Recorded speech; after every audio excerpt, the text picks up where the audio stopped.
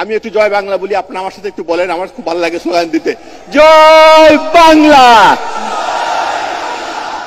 জয় বঙ্গবন্ধু।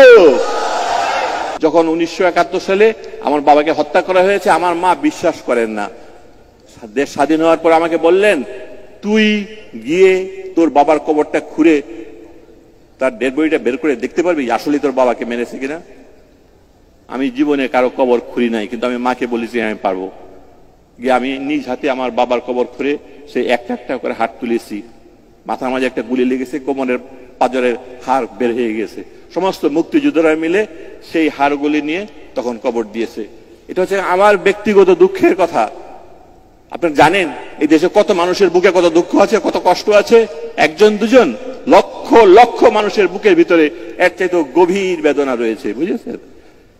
যারা সেই বেদনা দিয়েছে তাদেরকে কি ক্ষমা করা সম্ভব?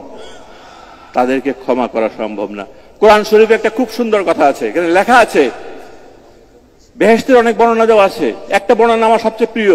সেখানে লেখা আছে, তুমি যদি বেহেশতে আসো, আমি তোমার মনের ভিতরের সমস্ত প্রতিহিংসা দূর করে দেব। কি সুন্দর একটা কথা। তার মানেটা কি? তার মানে আমি যদি পৃথিবীতে বেঁচে থাকা অবস্থায় আমার বুকের ভিতরে কোনো প্রতিহিংসা না থাকে, আমি তাহলে বেহেশতে থাকার আনন্দ পাবো। আমি মাঝে মাঝে চিন্তা করি, আমি কি তাদেরকে ক্ষমা করে দিতে পারবো যারা আমার দেশের এত বড় সর্বনাশ করেছে? আমি চিন্তা করে দেখি আমি পারবো না।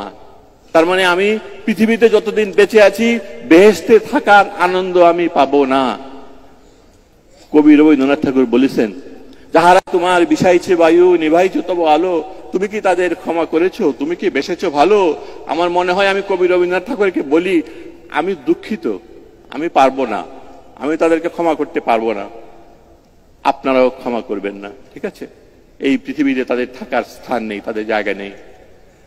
আমি আমাদের মাননীয় প্রধানমন্ত্রী এখানে আছেন, আমি তার প্রতি কৃতজ্ঞতা জানাই। বহুদিন বুকের ভিতরে যন্ত্রণা নিয়ে আমরা বেঁচেছিলাম। এই দেশে যুদ্ধাপরাধীরা ঘুরে বেড়ায়, এই দেশে যুদ্ধাপরাধীর গাড়িতে বাংলাদেশের পতাকা উঠে। তিনি তাদের বিচার করেছেন।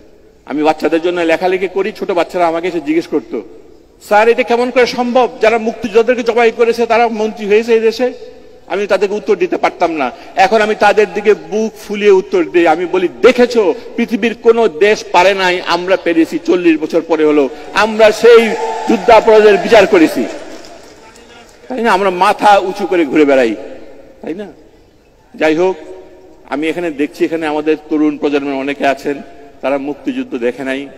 আমি তাদেরকে বলি যে তোমরা জেনে রাখো, পৃথিবীর ইতিহাসে এরকম ঘটে নাই আমাদের দেশে মুক্তিযুদ্ধ করার জন্য যে ত্যাগ করতে হয়েছিল। লন্ডন টাইমসে লেখা হয়েছিল, রক্ত যদি স্বাধীনতার মূল্য হয়ে থাকে তাহলে বাংলাদেশ থেকে বেশি মূল্য দিয়ে কেউ স্বাধীনতা কিনে নাই। এই বাংলাদেশের মাটি দেখলে আমার মনে হয়, আমি যদি যে কোনো জায়গা থেকে একটু মাটি তুলে নিয়ে হাতে চিপি, আমার হাত থেকে ফোঁটা ফোঁটা রক্ত বের হবে। এই রক্তের ঋণ তোমাদের শোধ করতে হবে। আমাদের বাংলাদেশটি যেভাবে বঙ্গবন্ধু স্বপ্নে দেখেছিলেন, যেভাবে আমাদের মাননীয় প্রধানমন্ত্রী স্বপ্ন দেখেন, যেমন করে মুক্তিযুদ্ধের প্রজন্ম যেভাবে স্বপ্নে, মুক্তিযোদ্ধারা যেরকম বাংলাদেশের স্বপ্ন দেখে, তোমাদের উপর দায়িত্ব, তোমাদেরকে সেই বাংলাদেশ গড়ে তুলতে হবে।